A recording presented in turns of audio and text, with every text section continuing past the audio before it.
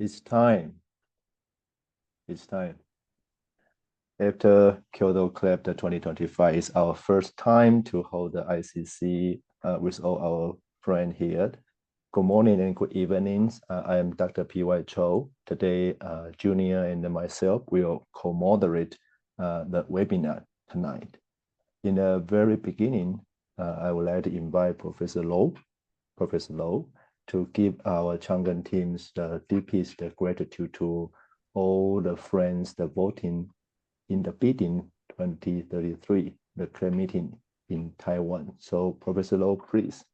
Thank you. Yes. I feel so happy to win the bidding to host the Cleft 2033.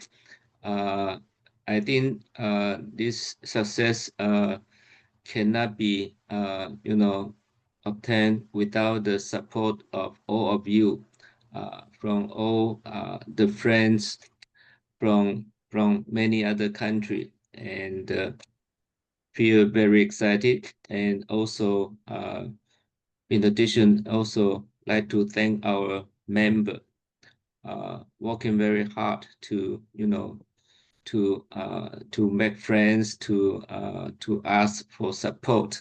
So I believe that 8 years later, all of you will still visit Taiwan again, and we promise to have a good scientific report as well as social activity. And 8 years later, we will have the meeting in Nangang Exhibition Center, so that will be a bigger place, more than 1,000. Actually, the main auditorium has more than 2,000 seats. So welcome all of you, and like to thank again for your support and help. Thank you. Thank you, Professor Low's opening remark. Today, we are so happy to have Dr. Pramila Shakya in the webinar to share her experience in Nepal. Dr. Pramila Shakya is the Master's in Oral and Maxillofacial Surgery from Bangabandhu Shakim Mujib Medical University, BSSMU, Bangladesh, since 2010. And she works as the senior consultant in the Cleft unit, the head at the Nepal Cleft and Burn Center, Kirtipur Hospital, Nepal. She has more than 10 years of experience in cleft and maxillofacial surgeries, and her expertise focuses on the area of the expertise include the primary and the secondary cleft surgeries, alveolar bone grafting, rhinoplasty, cleft orthodontic surgery, and the management of facial trauma. Today, he would like to share the topic, the cleft care at Nepal Cleft and the Burn Center. We still have a very wonderful panelists to come join with the panel discussion. The first one is Dr. Michika Fukui from Japan. Hello, Dr. Fukui. The second one is the Dr. Trisna Pudu from Indonesia. Hi, Pudu. The third one is Dr. Daphne from Malaysia. And can't wait to learn from Dr. Pramila. So, Pramila, please. I will share my slide.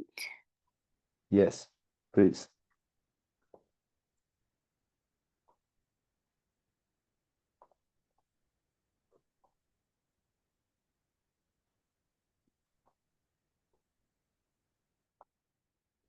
Can you see my slide? Yes. Okay. Good afternoon and good evening to everyone. And I would like to thank Professor Low, Professor Chow, Dr. Junior for giving me this opportunity. I'm very glad to be part of this webinar. So today I'm going to talk about our how we do cleft care in Nepal. So the topic of my presentation is cleft care at Nepal Cleft and Burn Center. So the content of my talk includes a short history about Nepal Cleft program, our protocol for cleft management, how our outreach activities, and what challenges we face. So many of you know Nepal, and many of you may not. So Nepal is a very small country that's located between two big countries like in the north China and in the south India. So even though it is a very small country, it is a difficult geographic terrain that in the northern there are mainly mountains, and in the middle it's hills, and in the southern part it is plain. So access to care for those who are living in the hilly and the mountain region, it's really a challenge.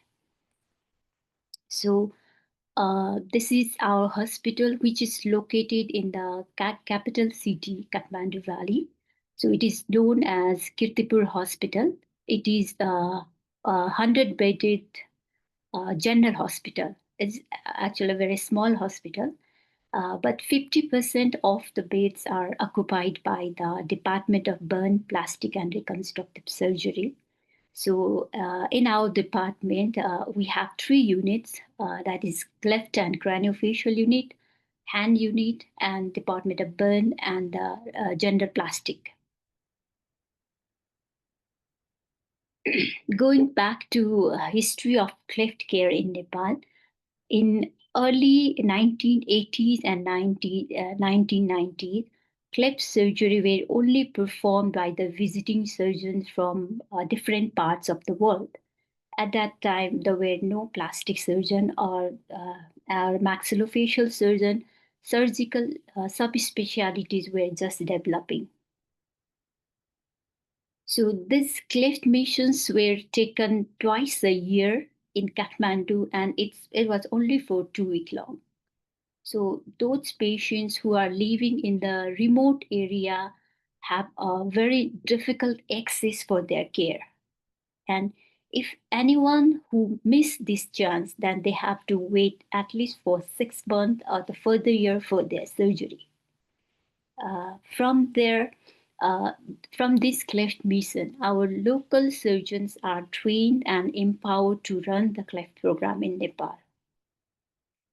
So Professor Dr. Shankar Mandrai is one of them who got chance to involve in those cleft mission, and he visioned to start the Cleft program in Nepal in collaboration with formerly Interplast, which now we know as Research International, Smile Train, and local NGO FEC Nepal in 1999. So this Research International is one of the main support system of our program.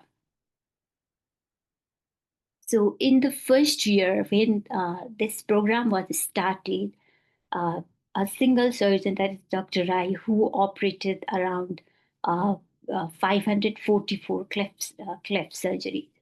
And in the second year, he was joined by 2 more surgeons, and they operated about 1,200 cleft cases. And like today date, we operate around 500 to 600 cleft per year. So from there, at 2025, our team has grown up. Right now, we have 6 plastic surgeons, 3 maxillofacial surgeons, 1 craniofacial surgeon, dental surgeon, 3 orthodontists, 2 speech pathologists, several nurses and coordinators in our team. So now coming to our protocol for repair of complete cleft lip and palate, we follow ACPA protocol. So we try to give comprehensive cleft care to our children. So we usually repair lip by age of 3 to 6 months, palate by 10 to 18 months, and by 5 years, if there is any revision, lip revision or BPI cases, we try to do that. And we do bone grafting by 9 to 11 years of age, rhinoplasty after 14 years, and orthognathic surgery by after 18 years of age. So pre-surgical orthopedics in the form of nasoalveolar molding. So this procedure we started after 2015. Before that, we are not doing NAM procedure. And this NAM is like, there was a visiting doctor, dental surgeon from Italy. So she was like a volunteer for 3 months in our hospital. During her training, she got chance to go to NYU and work with the Dr. Grayson. So she learned NAM technique there. And when she came to our hospital, she taught this training to our this NAM to our orthodontist and our team. After that, our orthodontists are performing these devices for preparing these devices for our patients. So in the first picture, you can see that impression taking for the NAM, and in the right picture, you can see the baby with the NAM. So if we look at this picture, when the baby come, the first few weeks, like in this picture, you can see the baby of 2 weeks. You can see the discrepancy between two alveolar arches and the shape of the nostril, which is wide and depressed anterior-posteriorly. So in the middle picture, the baby with the NAM. In the third picture, you can see when the baby was 4 months after the NAM, the arch is aligned, nose is more formed, and after lip repair, you can appreciate the lip as well as nose is much better position. So similar to the previous case, it is also the baby of 2 weeks when he came to our hospital, and in the middle with the NAM, and at 5 months of the age. And in the lower picture, this is 1 week after the lip repair. So what we felt that NAM is not compulsory, but in some cases, like especially in the bilateral cases, if we can do NAM, it is very helpful. Like you can see, because in most of the cases, this premaxilla is very protruded and deviated to one side. If there's no NAM, then it's very difficult to produce the predictable results. So with the NAM, we feel it's very helpful for the surgeons. So it's this NAM procedure, like we are providing only in our main hospital. Those patients who are from villages or remote area, if they cannot commit to come every week for to modify the NAM, then we advise them at least to do the tape. So this taping has several advantages. Like if they are not wearing tape, then they used to put their tongue over the cleft side. At the same time, some of the patients start sucking thumb, and sometimes parents are feeding the bottle feeding through the cleft side, which makes the cleft wider. So we found this taping is very helpful when they have no access to comfort the NAM. So now coming back to the lip repair, we believe that lip repair is the balance between the form and the function. So our preferred technique is the modified Millard repair or the Moller's technique. So this is the baby with left-sided complete cleft lip, alveolus, and palate. So we did modified Moller's technique, and our incision, rotation incision, is going to the columella, extended to the columella, and we release all the muscles, abnormal attachment from alar rim, and at the same time we we close the nasal floor, and we align the muscles in its anatomical position, and we suture it in the edge to edge fashion. In the vermilion, we use the north of lateral triangular flap, and we do a very little nasal dissection. We are not doing the primary open rhinoplasty, but we try to centralize the septum. And give the Makum suture. So this is the lower view of the cleft lip repair. For the bilateral cleft lip, we usually prefer to do Mulligan type of repair. So this is one of our case pre-surgery, immediately after surgery, and at 5 years of the age. As we are not touching nose at the time of lip repair, so nose looks a little bit wider. So after lip repair, we usually feed our baby orally after 2 hours of the recovery. We admit the patient for overnight and we follow them in 1 week and 4 weeks. And after 1 month of the surgery, we advise them to do massage over the lip scar. So now coming to the palatoplasty, we believe that palatoplasty is to keep intelligible speech. So our preferred technique for the palatoplasty is Langenbach palatoplasty. But depending on the width of the cleft palate, we also do hybrid palatoplasty. That means one side we do bipedical flap and on one side we do unipedical flap. And sometimes we also do Bardak technique and as well as we do follow double apogyngioplasty. So this is a case of left-sided complete cleft lip, alveolus and palate. So we did Langenbach procedure, bipedical flap, and we did the radical muscle dissection. We and rectoposition the muscles, and we suture the muscles in double breasting fashion, and we close the oral mucosa with 4 Vicryl. And in this case, you can see the lateral releasing incision is left open with the absorbable gel. But now we try to close this with the buccal pad of fat to prevent the scarring. So we do follow in view type 1, type 2 cases, as well as for the BPD cases. So this is one of the picture that shows the furlough double apogyngioplasty. And this is one of our cases, case with the BPI for the BPI correction. So after palatoplasty, we admit patients for 2 nights. We give only liquid diet for 10 days and soft diet for 1 month, and speech therapy after 3 months of the palatoplasty.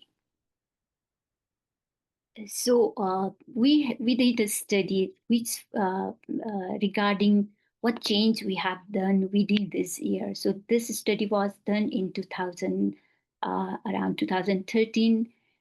What we found that the median age of the cleft lip repair was decreased from 100 month to 24 month, because in the beginning of the our program, most of the patients were adult. So it is easy to do the lip repair on the local anesthesia also. And the median age of the cleft palate surgery was 17 months, and which was decreased to 28 months. Now at this like 2025, most of our lip was repaired by age of 6 months, and palate was repaired by age of 18 months. So we feel that speech therapy is one of the very important component of the cleft care. So when we started our program, there were no speech therapy. I mean, there were speech therapists, but very few. But they are also not trained for the cleft speech. So Dr. Rai come with the idea of training our nurses to give speech therapy as a speech assistant on the supervision of the local speech pathologist. So these are our nurses, and there were few volunteer speech pathologists who were from the UK and the USA. They gave speech. They trained our nurses to give speech therapy to speech therapy training to give speech to cleft children. And on in the right picture, our local speech pathologist training our nurses to give training to give speech therapy to our cleft children. So this is what we call it as a task-shifted speech therapy. So this type of task shifting help to it is the alternative where there is no or the very little manpower. So it can be used in the low and middle income countries. So start of the orthodontic care. Our orthodontic care was started after 2015. So we have two orthodontists with us. One who is based in our hospital, main hospital, and one who traveled to our peripheral outreach center. So they perform in our main hospital, our orthodontists perform NAM, arch alignment, fixed orthodontist for pre and post ABG, and also for the preparation for the orthognathic surgery. And in our outreach center, they prepare for the pre and post ABG alignment and other dental procedures. So now coming to the alveolar bone grafting, we usually do bone grafting by age of 9 to 11 years. But most of the patients, sometimes they missed follow-up and they just come when they are adult. And so sometimes it's very difficult for us that the arch was not aligned and sometimes they are very collapsed. So, and what we found that in previous days, like lip repair was more focused and the nasal floor was not closed. Because of these things, it's very challenging for us to do the bone grafting, and sometimes bone tick was not good. So with these things, we nowadays we try to do as much as possible. When we are doing the lip repair, we try to close the nasal floor so that we'll have less difficulty when we are doing alveolar bone grafting. So this is one of the case with right-sided alveolar clip. So we usually do bone grafting from the iliac crest, and the third picture after closure of the bone graft. So with the rhinoplasty cleft rhinoplasty, we prefer to do them after 14 or 15 years of the age. So in this picture, you can see that the patient with a deviated nasal septum as well as the very flat ala, but lip looks satisfactory. So this is what we think is we have to learn lesson from this, because if we not address nose at the time of the lip repair, then patient has to wait for 17 years to correct their nose, and they have to live with this type of deformity, which really affect their psychology. So we usually do open septal rhinoplasty. We do the septal extension graft and also LR extension graft. So this is at the table. So this is one of our rhinoplasty patients with right-sided complete cleft lip, alveolus, and palate. So this is the first picture pre-op. The nose is dropped on the right side, and the lower one is after 1 year of the follow-up. So you can see in the middle the basal view and in the profile view. So regarding the orthognathic surgery, we have started orthognathic surgery in our hospital, but we have to do more because we have many patients with cleft. So most of them are grown up, and most of them need orthognathic surgery. So this is one of the case of orthognathic where we did only the maxillary advancement. And this is his pre and post occlusion.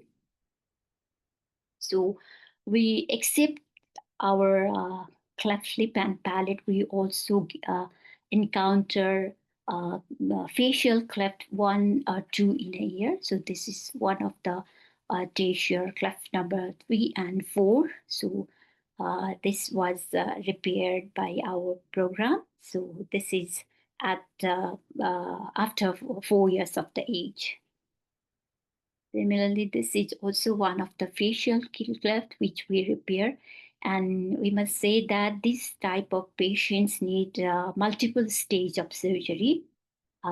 It's not possible to do everything in one go, so we have to stage this procedure.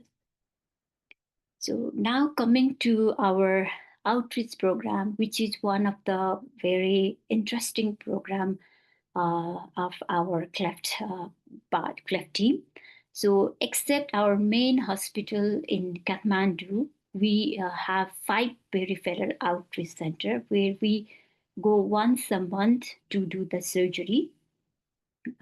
So this outreach centers are planned according to the geographic terrain of Nepal, so that it covers whole country population. So the outreach outflow is that surgeon travels from main hospital, that from Kirtipur hospital, to the local hospital. But before that, it's not that patient will arrive on itself. Behind this, there are many manpower and team working to bring the patient to this outreach center. So this is what our uh, manpower are back the scene person, like senior program manager, field coordinator, area coordinator, nurses, community workers, social health worker, and local health center. Those all are involved to bring patient to our outreach center. So this is the whole team and the groups who are involved behind this scene. So in the front row, you can see our nurses who are located in our outreach center. These nurses are not only involved in the during surgery, but they are like a multitasker. So they are specially trained for multitasking. So you can see when there's no surgery, they go to the local hospital, they meet local health worker, so and they give informations regarding the cleft, as well as they give when the cleft outreach program is happening, so that they bring patient to our outreach center. In the right picture, you can see one of our nurses training the newly burned cleft mother to do the taping. So patient safety is our first priority, whether it is in our outreach center or in our main hospital. So we try to do a multi-level of screening. So even in our outreach center, our nurses and coordinators have screened the patients. We want to plastic surgeon or the maxillofacial see the patient. Then the patient is seen by the pediatrician, then seen by the anesthesiologist, and if all the teams are happy to perform the surgery, then only we do surgery in our outreach center. If there's any doubt by one of the team, then we either postpone the surgery or refer them back to our main hospital. So this is the picture when the main surgeon come back to Kathmandu. Then our nurses and the local doctors look after the our cleft babies, and they do follow up. They also give speech therapy. They also do the dressing for the patients. So one of the model of our cleft care is speech therapy camp. Like we go to our surgical camp every month. These speech therapy camps also organize 6 times in a year in different area. At that time, the speech therapy happens organized for 1 week, and the patients were given intense speech therapy. At that time, the multidisciplinary team used to visit in those outreach speech area, which involves the surgeon, pathologist, speech assistant, orthodontist, nutritionist, and the social worker.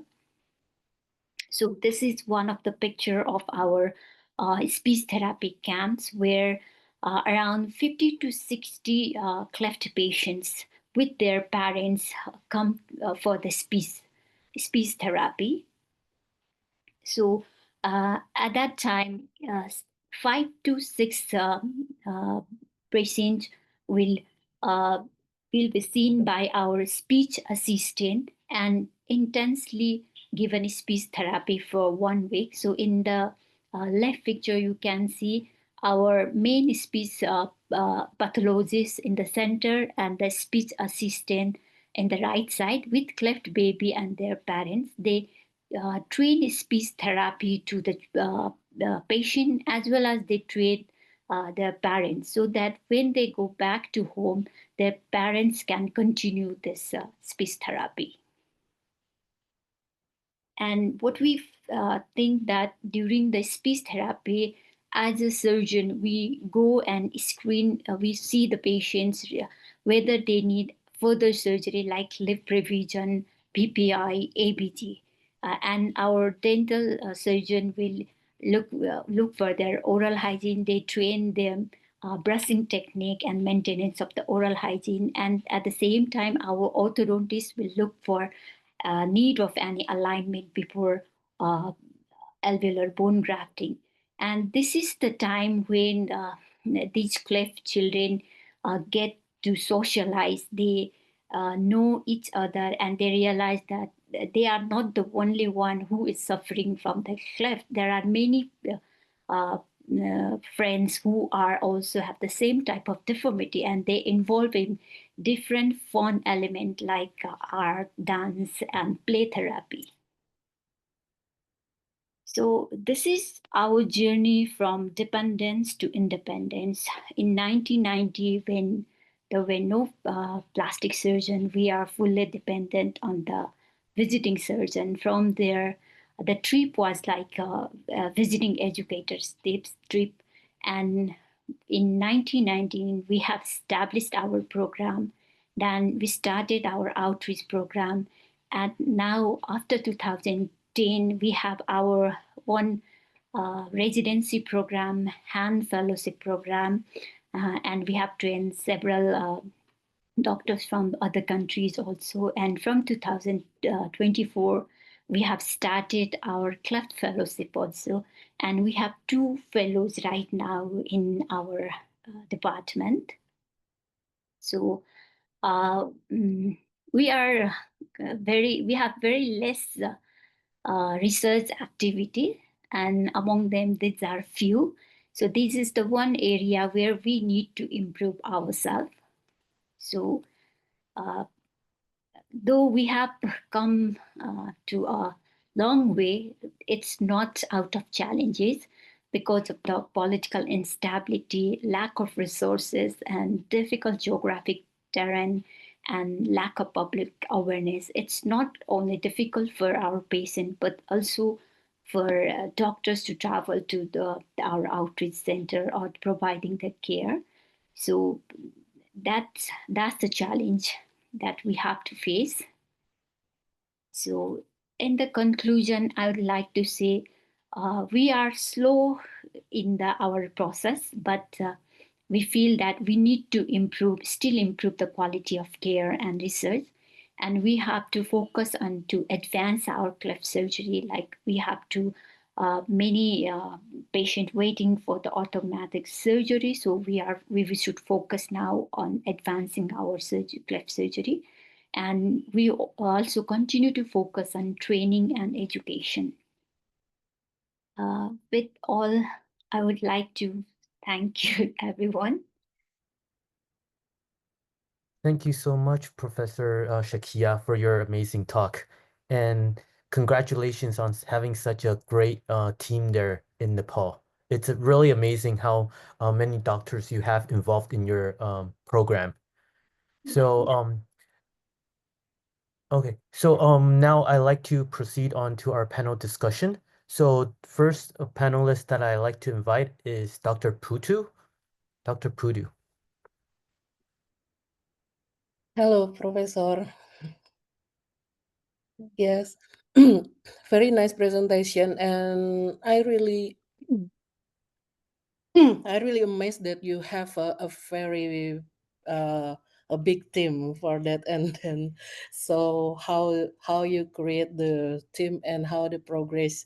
I really appreciate, because now like starting to make a Cleft Center in Bali, and I just like want to start it, and I just find that that you have the patient that you treat is getting the age is getting I mean that coming in early age. Mostly patient is come too late, but you have to decrease the late cases to coming. And then, do you have any strategic to how to make it happen? Because mostly in like my patient, especially from the remote area, is coming very late. I think that when our program started like 25 years back, at that time, as there was no surgeon to do the cleft surgery, so most of the patients are living without their treatment. So most of them are grown up and they are old age. And because of start of our program, and we try to reach all over the Nepal through our coordinators, throughout the healthcare. So we are giving information to them. So, and now they know that the cleft surgery is possible in our one country by one surgeon. So, as we have operated like around 20 more than 25,000 cases. So by this time, I think we have cleared the backlog. Once you start your program, then I think it will take time, but this is possible. Thank you. Okay, thank you, Professor. Thank you, Dr. Putu. Next, I'd like to invite Dr. Daphne. Hi, Dr. Pramila. I think you guys are doing excellent job in Nepal, from independent to dependent team. And I'm really impressed actually with how you guys develop until you managed to become like having your own Cleft fellowship. I think that's a very good job for the team. The one thing I would like to ask actually regarding the speech therapy camp where you guys go to community. I think that's a very good job. But may I ask, like, because in my country, it's a bit difficult for us to go in one group because we are under our Ministry of Health. So may I know, like, if you go to the different community, do you guys, you seems like you put there your accommodation, and so food is under you guys, under the team. But may I know where's the source of, I mean, the financial and also all the support come from? Actually, there's support from our that research internationals, which support for our Cleft program. So through the research internationals, we do all these programs because patient does not have to pay anything for that, but it's not through the government, but the research international NGO we support for our Cleft program. Okay, thank you about that. Okay, thank you, Dr. Daphne. And also I'd like to invite Dr. Fukui. Hi, Pramila. Hi. Thank you for your good presentation. And I have a question. So sometimes cleft lip and palate is diagnosed before birth, right? So are there any support for parents like that case? We have very few cases diagnosed in ultrasound. I think before there were ultrasound, but no, not 3D. But nowadays, patient can do 3D ultrasound and diagnose. But we have very few, like 4 or 5 cases of ultrasound diagnosis. Rest of are not. But maybe in the future they can diagnose. Yeah. Okay, so you do some counseling or the education for patient? Yeah. If Oh, patient okay. come before like delivery, they know that the baby had a cleft, then we counsel them regarding that treatment is possible and this is not going to change anything in their life. So yeah, we do counseling to them. Okay, and I ask about OGS because last summer we ran OGS in Chang'an. So how is OGS cases in Nepal? Many cases, but we have done very few. So we are getting support from NCUP. So we hope we will do many cases in future because we have many adult patients with the cleft. Yeah. Thank you very much. Yeah, very good presentation. Thank you. I think Dr. Rai is raising his hand. Yes, I'd like to invite Dr. Rai for some comments then. Thank you. Thank you very much. There were 2 questions which I would like to address. One was about the prenatal diagnosis of cleft. As Dr. Pramila mentioned, there are not many of them, but almost all cases came to us with the notion that the child has to be aborted, suggested by the radiologist, ultrasonologist. The ultrasonologists in Nepal are all radiologists. Nobody does ultrasonography without a degree of radiology these days in Nepal. Now, I was surprised why all of these parents were advised to undergo termination of the pregnancy. I could not understand that. I think we got to educate our radiology colleagues. That is at least what was being told to us by the parents. There could be 2 things. One, is it really suggested by the radiologist, or are the parents not trying to continue the pregnancy because of the deformity? Because having a deformity of cleft in Nepal still is a big thing. There are a lot of social, connotations attached to cleft, and people probably still do not like to continue the pregnancy with the cleft deformity if they know prenatally. And in the beginning, I was very angry because these babies, intrauterine babies, had no other abnormalities than the cleft alone. So there was no reason for the pregnancy to be terminated. So I was kind of angry, but later on I started, controlling my anger, and then I told them, you don't have to worry about it. It's going to be a normal baby. The head circumference is normal. Everything is normal. Heart is normal. Kidneys are normal. So don't worry. It's going to be a normal baby. We have so many children operated under our program, so they should not worry about them. And then I told them that many of the patients we had operated now have become doctors. Some of them have become dentists. Some of them have become engineers and nurses. So that was the thing. And then the other thing about the cost of the speech camps, when we started about 25 years ago with $1,000 US dollar, we were able to conduct 1 speech camp. Now it is 5,000 US dollars for 1 speech camp. So it shows how the cost, how the inflation has grown in Nepal. But what we provide is we provide free lodging and fooding for the parents as well as the children. We organize this kind of camp in a hotel. So the hotel rooms are occupied by the parents and the children, but at the same time, in the daytime, we utilize those rooms for speech therapy. It's not just a speech therapy. There are a lot of other activities that happen there. Actually, we have Kavita here, who is the senior most nurse, who is the a pioneer, I would say, a pioneer nurse who learned speech therapy together with a lot of other things. She's here, but I'm not sure she can speak. But anyway, the idea was to have these people come to a center which is nearer to them, and then we travel as a team.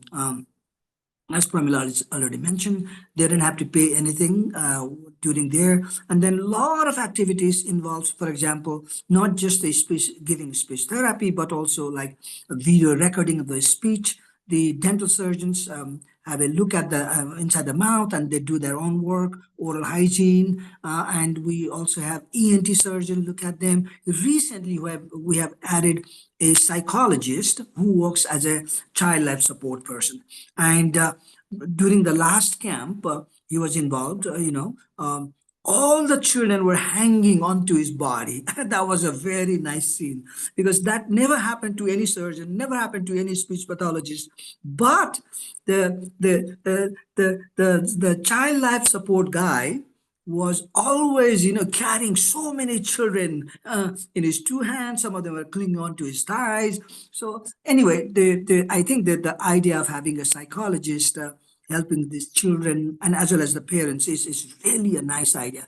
Actually, we learned that I have seen that child life support in many different places, but I was never able to translate that in our country. But recently, we have this very nice um, um, psychologist. He's not a child psychologist, he's a general psychologist with a master's degree. And he has adopted his role to a child life support person. So that has been a very nice idea. So anyway, I really thank Dr. Low for bringing his team to Nepal. He came himself to Nepal. He saw how we are struggling to provide the service. I have met him many, many years ago. Um, um, and then it was a dream to get somebody like Dr. Low to Nepal, visit Nepal and see our program by his own eyes. I really appreciate that. And thank you very much, Dr. Low. And thank you, everybody there. Thank you.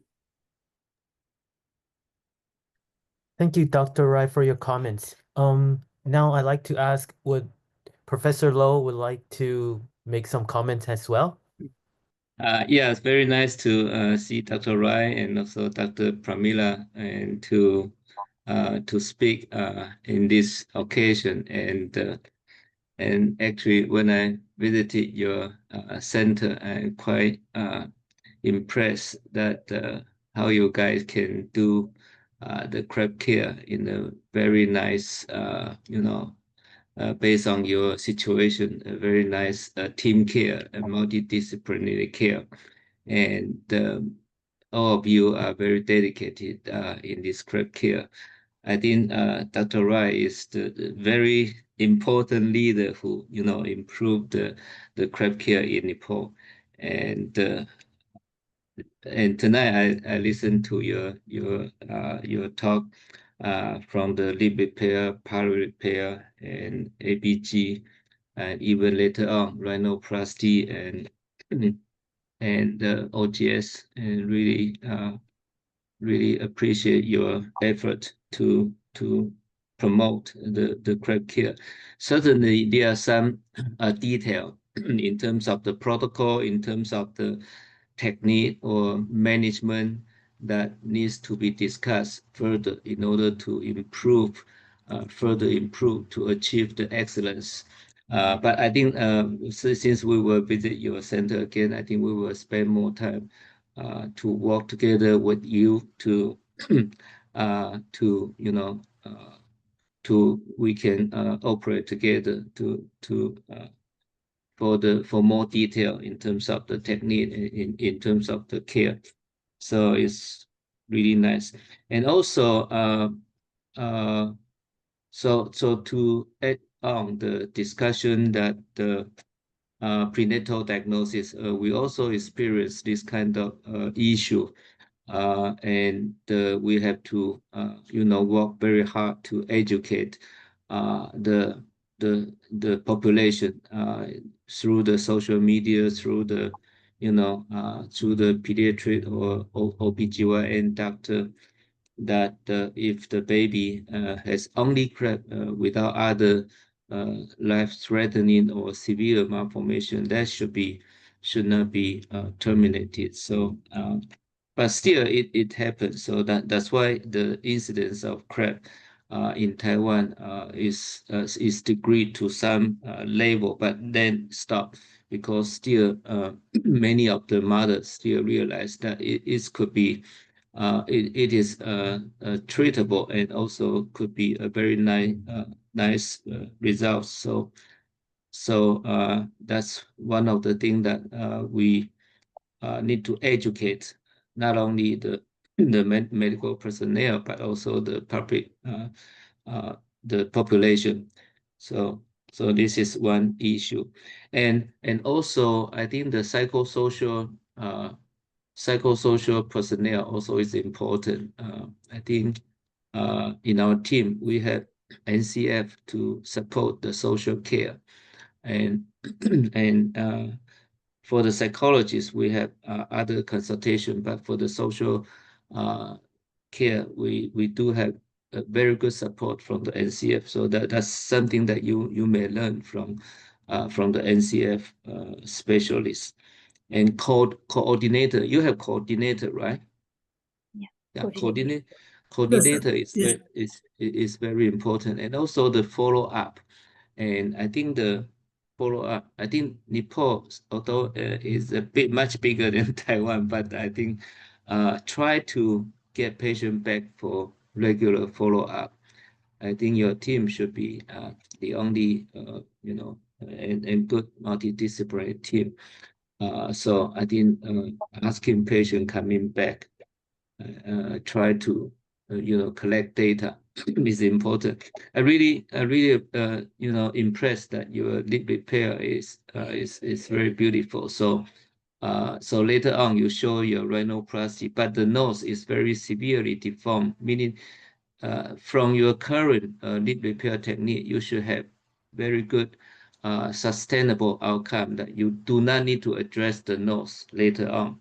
But if you do, I would suggest to do the bone surgery first, and then to do the soft tissue later on.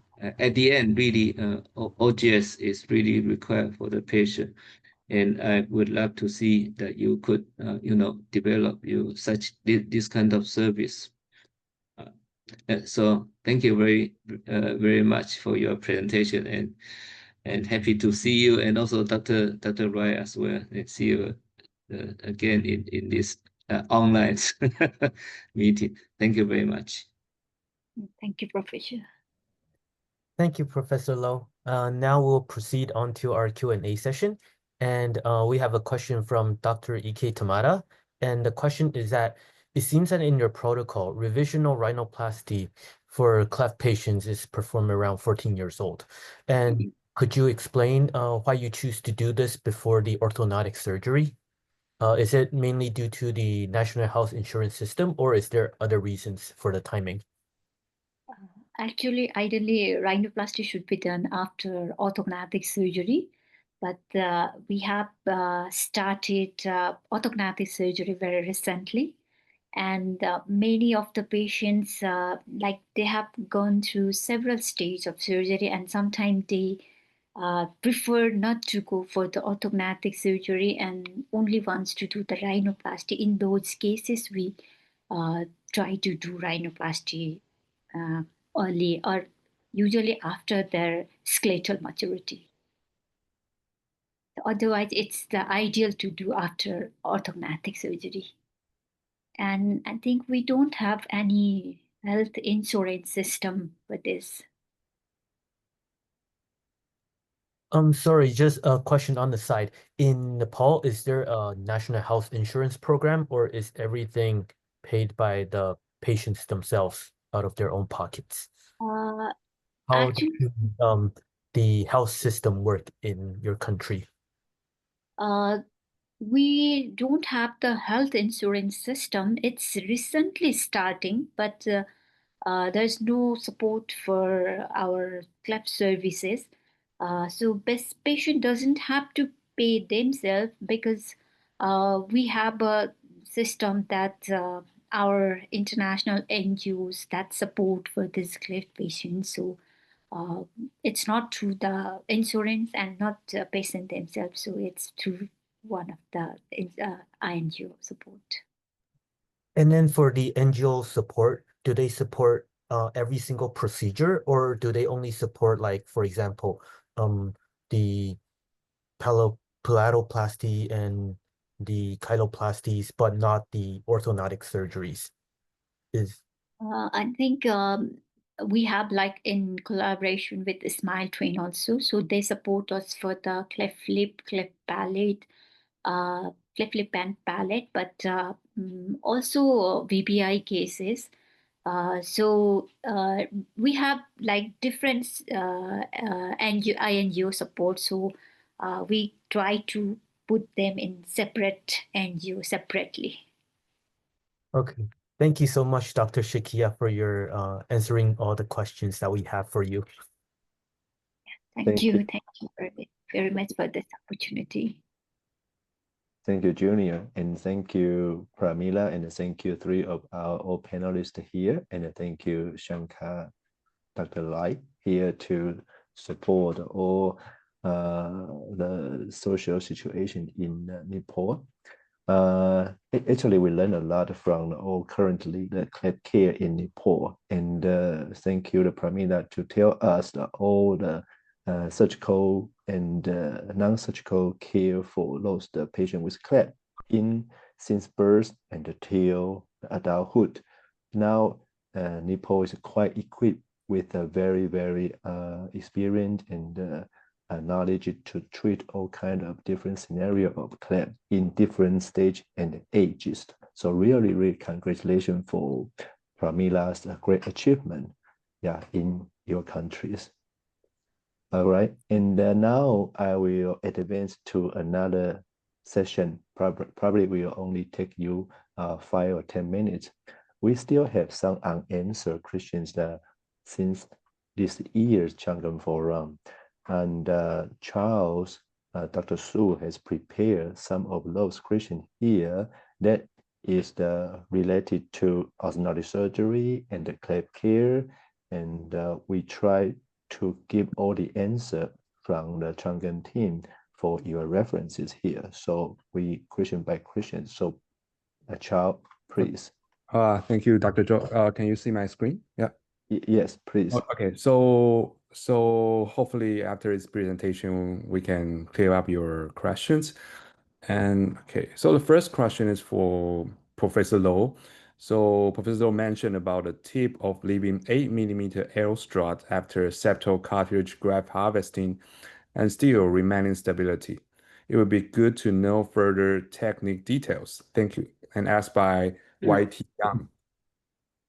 Yes, because for the certainly because the Asian nasal septum, especially for patients with cleft, the septal cartilage is weak and slightly smaller than the normal control population. So so theoretically, I should leave wider L shape for the support, but if I leave wider, the harvest of the septal cartilage will become even more smaller. So I keep 8mm the L shape, and then I try several maneuver to support the septal extension. That include the septal cuting suture first, and then second I use 3 days of nasal packing using the marrow cell. And after the surgery, I will do a nasal stand for supporting the nasal tip. And number 4, and I also do a small piece of so-called reinforcement graft just aside the septal extension graft suture on top of the L shape. So that's a further reinforcement.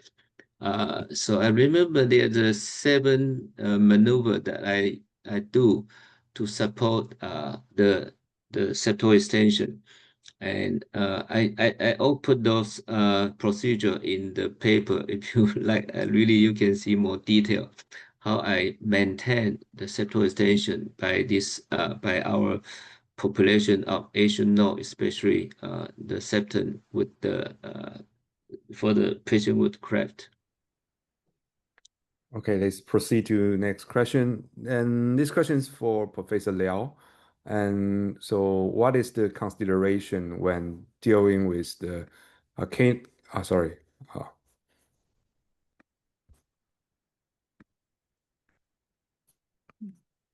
dealing with the canine crossbite in surgery first approach?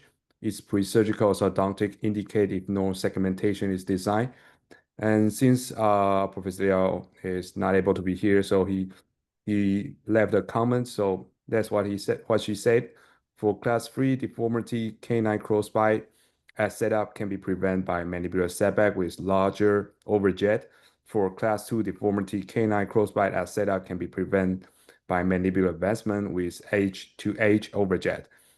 And for class 3 asymmetry, if there's a skeletal crossbite as setup, the crossbite can be corrected by segmentation. And if there's no skeletal crossbite, short pre-surgical orthodontics treatment is suggested for preventing canine or unilateral dental crossbite as setup. Okay, so next. So the next is asking about the OSA. Do you use any screening tool for OSA before planning OGS? We would like to invite Professor we can. Yeah, Clement Professor Clement, yes.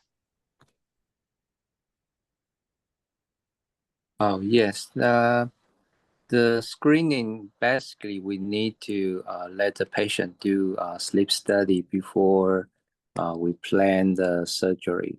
And at the clinic, actually, we ask the patient whether they have the daytime or nighttime symptom.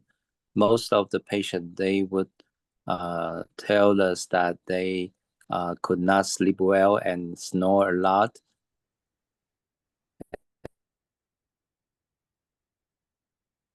Their partner are affected, we have to the clinic for evaluation. And after the sleep study, we know how severe the patient was, and then we can plan the surgery. Thank you. Okay, then we have another 2 questions for orthodontics. The first is, I would like to ask the orthodontics, do you use a minimal required arch wire size before we can do the surgery in SFA cases? And another one is to the orthodontic too. How long does it take, and what's the best timing after the OGS can we do the orthodontic movements? And I'm not sure if we have any orthodontic faculty online. Actually, I would like to answer the question 5 here. So what is the best time for the post-orthodontic surgery orthodontic movement time?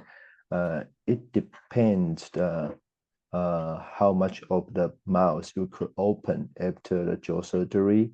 So in our experience, probably in average, we would like to do the orthodontic work following the jaw surgery around 1 month after, once the MMO opening can reach to more than 40 millimeter width, and that could be easy to be evaluated for the dental situation and to apply for kind of a hard wire to align the arches.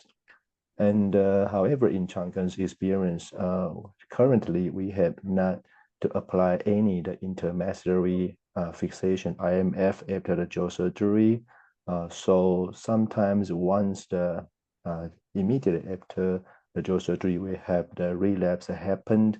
The orthodontic would like to try to help us to do some rubber band to align a good midnight, or to use somehow the little bit arch wires to help the mandible could be stabilized in good positions.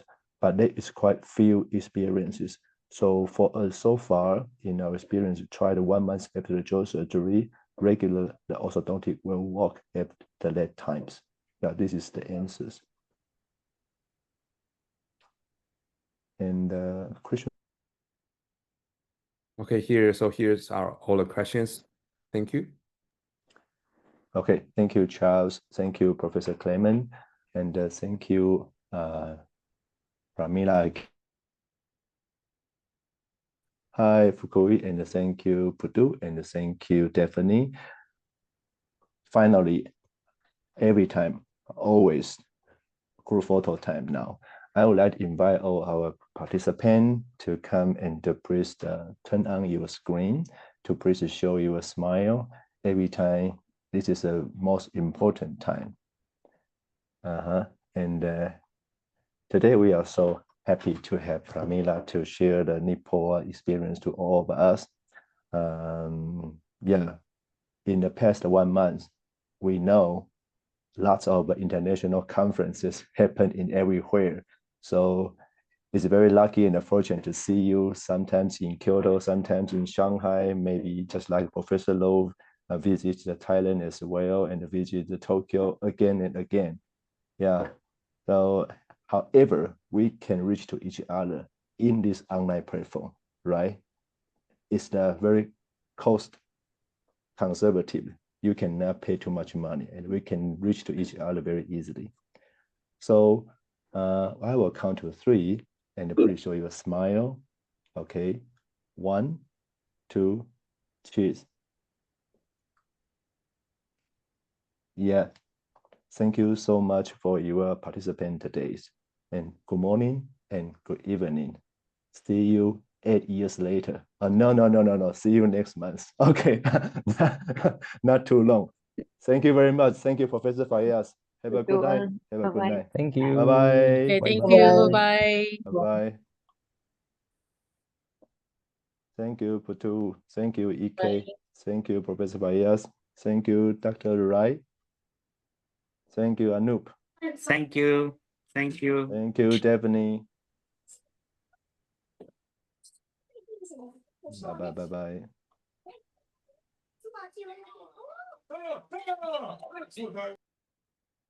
OK， 谢谢 Junior， 早点休息吧。知道我明天其实是不会太久的手术，因为我的大手术挪到下礼拜，所以你明天的那个房间有没有需要交换？因为我明天还好，我明天应该是7房，还好，我明天是用主委的房间，当然明天也是拉皮啦，所以可能会蛮久的。对呀，OK， 没关系，我们就再找后面的时间好了，不然我怕我会拉不完，到8点还没结束。没有，我是想说，如果你原本是8房，有没有需要我们换房间？因为我不会那么久。还好，因为8房给博方了，所以我还是在7房。OK， 对，因为主委没排到。谢谢学长。OK， 谢谢哦，晚安，拜拜。